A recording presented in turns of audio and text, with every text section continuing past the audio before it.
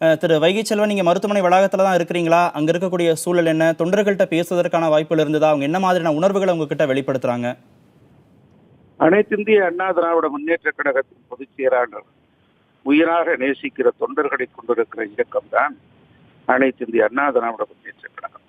அப்படிப்பட்ட இந்த இயக்கத்தினுடைய உயிர் நாடியாக, நம்பிக்கையாக திகழ்கிற புரட்சி தலைவி அம்மா அவர்கள் எப்படி இருக்கிறார்கள்? நலமுடன் இருக்கிறார்களா? வளமுடன் இருக்கிறார்களா?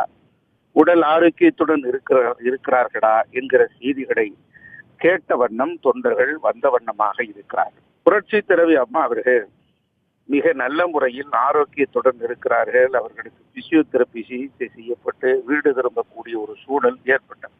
அப்படிப்பட்ட ஏற்பட்டிருக்கக்கூடிய சூழலில் தான் திடீரென்று நேற்று 4 மணி அளவில் மருத்துவ ரீதியாக, உடல் ரீதியாக ஒரு பின்னடைவை சந்தித்தார். அந்த பின்னடைவிலிருந்து அவர்களுக்கு தொடர் சிகிச்சை அளிக்கப்பட்டு அதிலிருந்து அவர்கள் மீண்டெழுந்து விட்டார்கள்.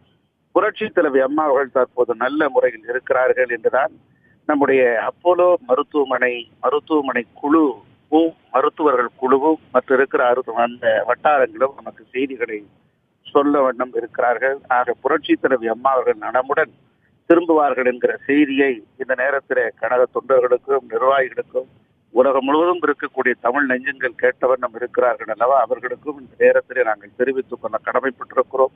நீங்கள் செய்ய வேண்டியதெல்லாம் இறைவனிடத்திலே இறைஞ்சுங்கள். நீங்கள் நம்பி இருக்கக்கூடிய தெய்வங்களே, நீங்கள் சார்ந்திருக்கக்கூடிய மதங்களினுடைய இறை வழிபாட்டை நீங்கள் மனமுருகி வேண்டி புரட்சி தலைவி அம்மா அவர்கள் மீண்டு வர வேண்டும் என்கிற இறைவனிடத்தில் இறைஞ்ச வேண்டும்.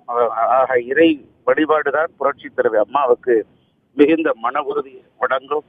புரட்சி தலைவர் எம்ஜிஆர் அவர்கள் ஒரு பாடல் வரியை பாடுவார்கள். தர்மம் தலைகாக்கும், தக்க சமயத்தில் உயிர் காக்கும், கூட இருந்து குடிபறித்தாலும் கொடுத்தது காத்து நிற்கும் என்று சொல்வார். ஆக தர்மத்தின் தலைவராக விளங்கிய புரட்சி தலைவர் எம்ஜிஆருடைய வாரிசாக விளங்குகிற புரட்சி தலைவி அம்மா அவர்கள் எத்தனையோ மாணவ செல்வங்களுக்கு தங்களுடைய அறக்கட்டளையின் சார்பிலே படிப்புக்கு உதவி செய்திருக்கிறார். எத்தனையோ நல்ல காரியங்கள் செய்திருக்கிறார். கருணையோடும் மனிதநேயத்தோடு நடந்து கொண்டிருக்கிறார். அப்படிப்பட்ட தலைவர் மீண்டெழுந்து வரக்கூடிய ஒரு சூழல் உருவாகி இருப்பதாகவே நாங்கள் கருதுகிறோம். தமிழகத்திற்கு தேவையான எந்த விதமான உதவிகளையும் செய்வதற்கு தயாராக இருக்கிறோம் அப்படின்னு மத்திய சுகாதாரத்துறை அமைச்சர் ஜே.பி. நட்டா தெரிவிச்சிருக்கிறாரு. எய்ம்ஸ் மருத்துவர்கள் குழு சென்னை விரைந்திருப்பதாகவும் தகவல் சொல்லியிருக்கிறாரு.